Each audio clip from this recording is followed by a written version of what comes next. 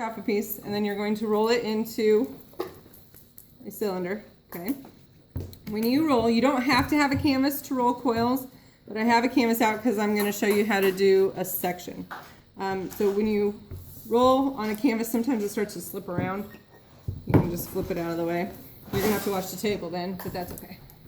Okay, so when you roll, you're going to roll from the heel of your hand to your fingertips. Once you can get both hands on it, it's going to go faster. If you have a ring on or something, girls, you'll need to take it off. We're pushing out to the sides, just a little bit at a time. Okay, I'm not pushing down. If you push down, it's going to start to thump, and it's an oval instead of a circle.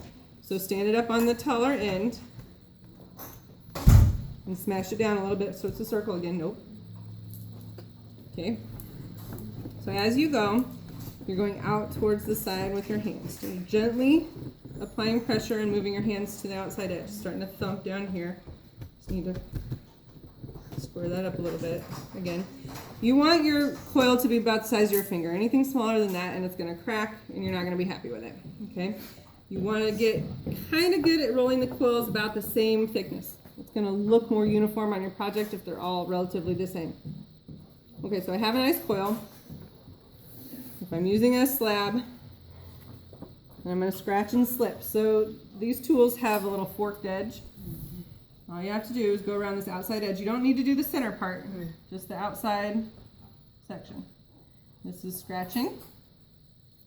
I'm also going to scratch the top of my coil.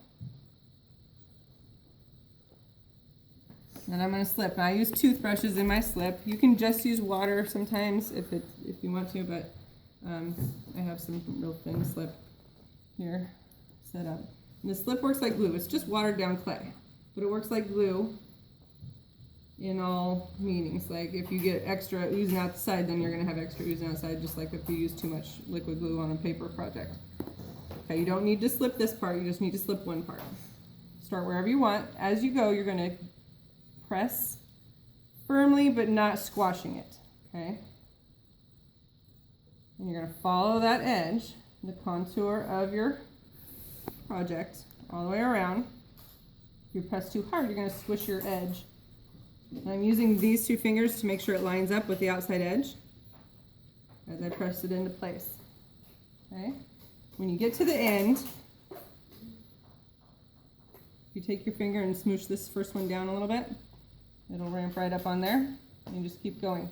Now this clay is the same wetness as this clay, so I don't really need to scratch and slip that part because it's fresh clay today. All right, so you're going to do that again. Twist that off.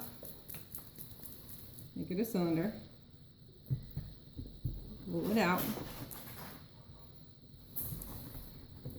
Some people like to roll 2 or 3 coils and then start putting them on, so you can just keep putting it on and get more done. It's up to you how you want to do that.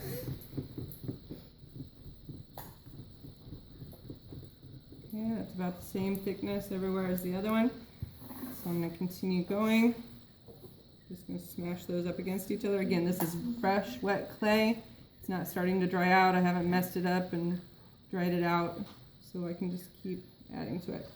Once I get 3 layers on my coil pot, then I am going to stop working and I'm going to smoosh. All right. You have options on your coil design. You can leave it so that you can see the coils on the outside, but if you're going to keep water or use it as a flower vase or anything like that, you need to smoosh the inside. So when you're smooshing, you're taking your finger and you're moving clay. So you're taking that little bit and you're smashing it down. Okay, this is fairly quick. If you have long fingernails, girls, good luck. You can also turn around and use the back of your fingernail like this. If that doesn't work, you can also use the smooth end of this same tool that you used for scoring and press it down on the edges there. Now it's faster for me to just use my finger. If you get your walls too tall, then you can't get your hand down to do this bottom base part. That's why after 3 rounds you stop and you smoosh. Okay, so the smooshing is going down Notice this hand is supporting the outside of the wall so that I'm not messing up my wall. And once I have that finished, then I'm going to smooth. So smoosh and smooth. Okay? I'm smoothing the surface. I'm pulling the clay sideways. And this time I'm not necessarily trying to move the clay, I'm just trying to smooth it out. Okay? It's not going to be perfect at this point because it's still wet. I'm supporting the wall with this hand, smoothing the clay with this hand. I would go all the way around. Once I have all this done, I'd probably, since I have only 2 on this one, I would probably go ahead and smooth those bottom ones. So it's done, and then I'll add another 3 or 4 and smoosh, add another 3 or 4 and smoosh. Okay? And that's how you add a regular plain coil to your slab. I'm done.